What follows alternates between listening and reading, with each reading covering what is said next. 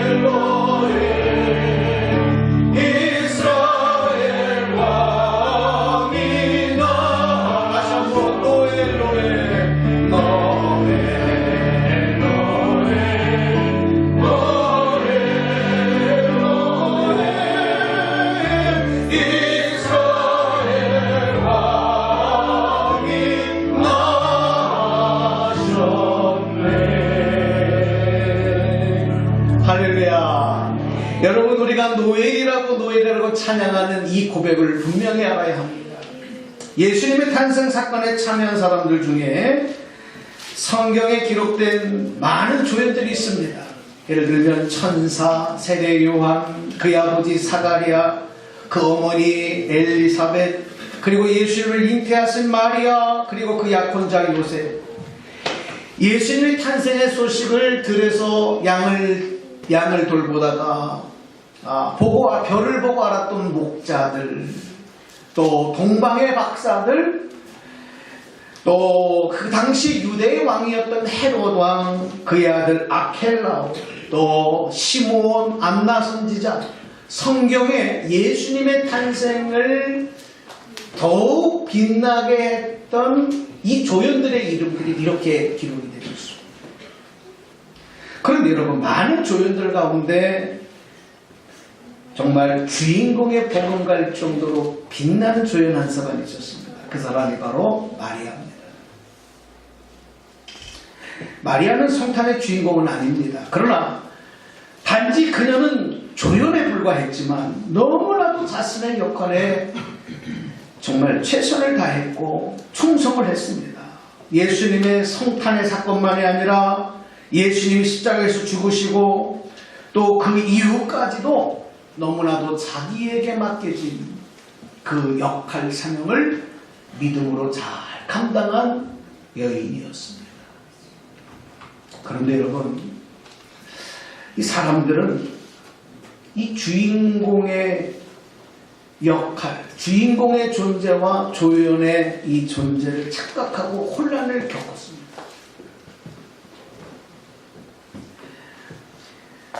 예수님이 이 땅에 오시고 난 이후에 세월이 흘러가면서 예수님 이 시골에서 자란 이름도 없던, 누구도 알아주지 않았던 이 마리아가 이 거룩하고 영광스러운 일에 선택되었을까?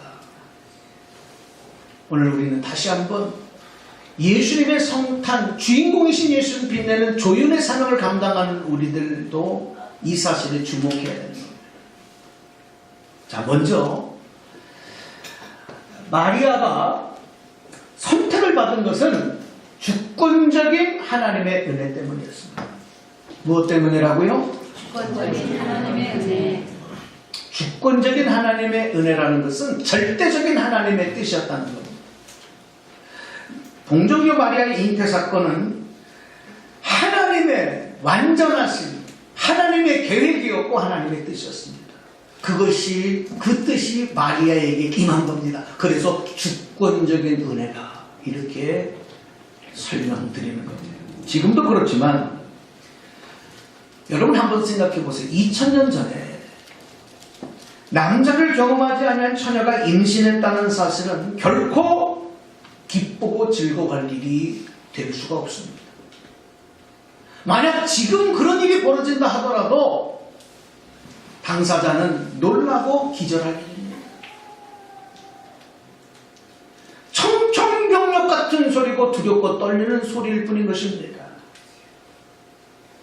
어쩌면 마리아가 천사 가브리엘에게 이 사실을 통지받았을 때에 그런 마음이었을 겁니다. 얼마나 두렵고 떨렸겠습니까? 더군다나 이제 결혼할 약혼자도 있는데 임신을 했다니요. 이 사실을 한 천사 가브리엘은 마리아에게 제일 먼저 뭐라고 말합니까? 한번 따라서 하십시다. 무서워하지 말라. 무서워하지 말라. 다시요. 무서워하지 말라. 무서워하지 말라. 여러분, 우리는 여기서 인간의 입장에서는 무섭고 두렵고 떨리는 일이라고 생각할 수밖에 없는 일, 사건들, 이런 일들이 얼마나 많이 벌어지는지 몰라요. 당황스러운 일들, 상상하지도 못했던 일들, 그런 일들 속에도 하나님의 주권적인 역사하심, 하나님의 주권적인 은혜는 그 안에도 있다는 거예요. 이거를 받아들일 수 있는 것이 믿음인 것입니다. 성탄의 사건에 예수님이 동정녀 마리아에게 잉태되어지는 사건 속에는 바로 그런 일들이 있었습니다. 은혜라고 하는 이 단어의 뜻은 뭐냐? 우리 저 은혜도 있지만, 이름 은혜도 있지만, 정말 이 은혜라는 뜻은 뭐냐 하면, 받을 자격이 없는 사람에게 하나님께서 전적으로 베풀어 주시는 사랑, 호의, 베풀어 주신 이게 은혜입니다. 내가 받을 자격이 있어서 받는 것은 은혜가 아니에요. 받을 자격이 없는데 주시는 것, 이게 은혜입니다. 나사렛이라고 하는 시골 동네에서 태어나고 자란 마리아가 감당하기 어려운 엄청난 하나님의 일에 선택된 것, 이것이 바로 하나님의 은혜입니다. 자, 그렇다면 오늘 저와 여러분이 하나님의 자녀 백성 되어져 오늘 이렇게 전능하신 하나님을 아버지로 부르고 오늘 하나님 앞에 예배드릴 수 있는 예배자로 선택되고 부름받은 것, 이것은 전적인 주권적인 하나님의 은혜라는 사실, 여러분 믿으시면 한번 크게 아멘하시기 바랍니다. 이것이 은혜입니다. 은혜. 그래서 천사 가브리엘이 마리아를 만나 첫 번째 한 말이 바로 은혜를 받을 자여. 28절 읽어주십시오.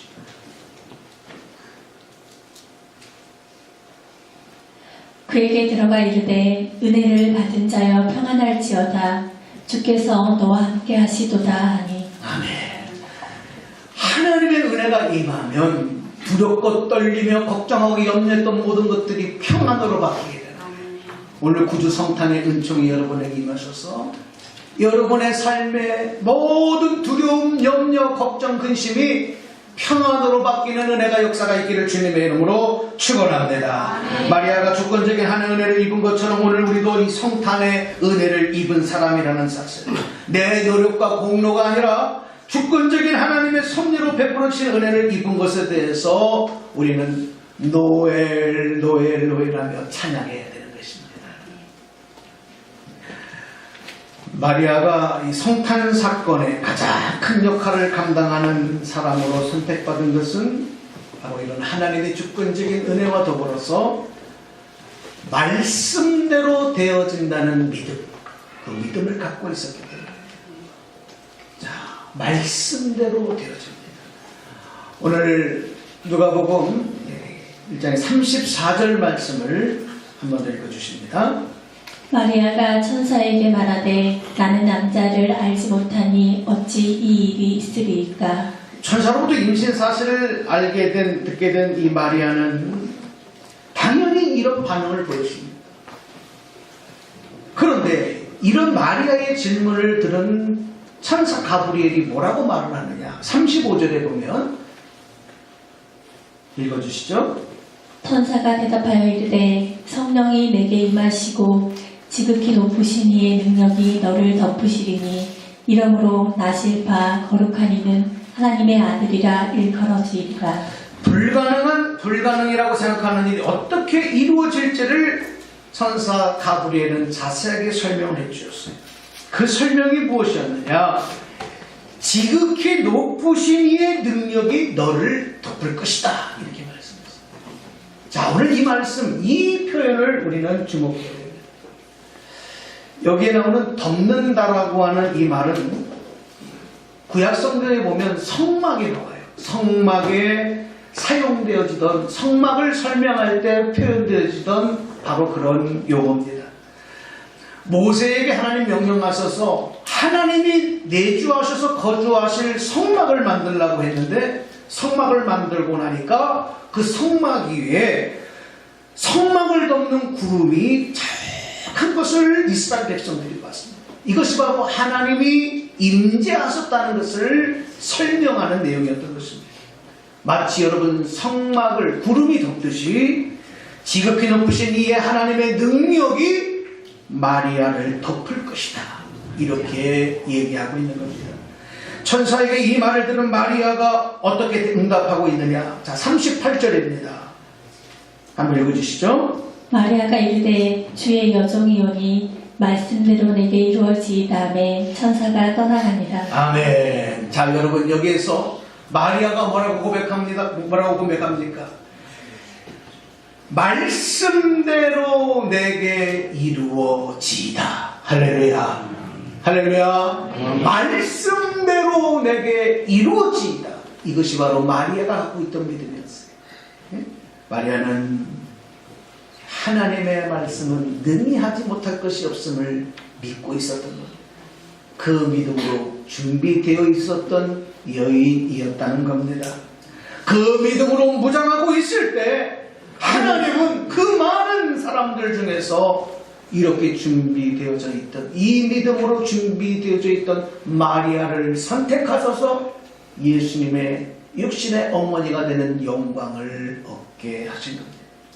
마지막으로 마리아의 믿음은 바로 이 말씀대로 되어지는 믿음과 더불어서 순종과 헌신의 믿음이었습니다. 순종하며 헌신하는 믿음. 마리아는 자신이 아기를 갖게 될 것이라고 하는 하나님의 말씀에 순종하고 자신의 삶을 하나님께 온전히 드렸습니다. 마리아는 자신에 대해서 나는 주의 여종입니다, 이렇게 고백합니다. 주인이신 하나님께서 내게 명령하신 대로 나는 순종할 뿐입니다. 이 고백을 나는 주의 여종입니다, 이렇게 고백하고 있는 겁니다. 이 말은 무슨 말씀인지 내가 따르겠습니다, 순종하겠습니다, 헌신하겠습니다는 고백이죠. 여러분 생각해 보세요. 아직 결혼하지도 않은 처녀 마리아가 아기를 가졌다는 소문이 이제 번질 것 아니겠습니까? 점점 배가 불러오고 그 작은 시골 마을에서 여러분 얼마나 사람들이 구설수에 올랐겠습니까? 얼마나 짖고 까고 비웃고 비난하고 그랬겠습니까? 그 약혼자 요셉은 또 입장이 어떻겠습니까? 너 생각해보면 너무 골치가 아픈 일입니다. 끔찍한 일입니다. 이 모든 수모와 오해와 모든 사람들의 조롱을 내가 능히 다 감당하겠습니다. 이 고백이 마리아에게 있을 거예요. 어쩌면 자기 약혼자였던 요셉에게 불결한 여인이라고 파혼을 당할지도 모릅니다. 그러나 내가 다 감수하겠습니다. 하나님의 뜻을 이루기 위해서는 어떤 고난도 어떤 값비싼 대가라도 내가 다 치르겠습니다. 바로 그것이 마리아의 순종과 헌신의 믿음이었다는 겁니다. 오늘 이제 말씀을 마치겠습니다. 성탄의 축복과 은혜는 하나님의 주권적인 은혜로 인한 것입니다.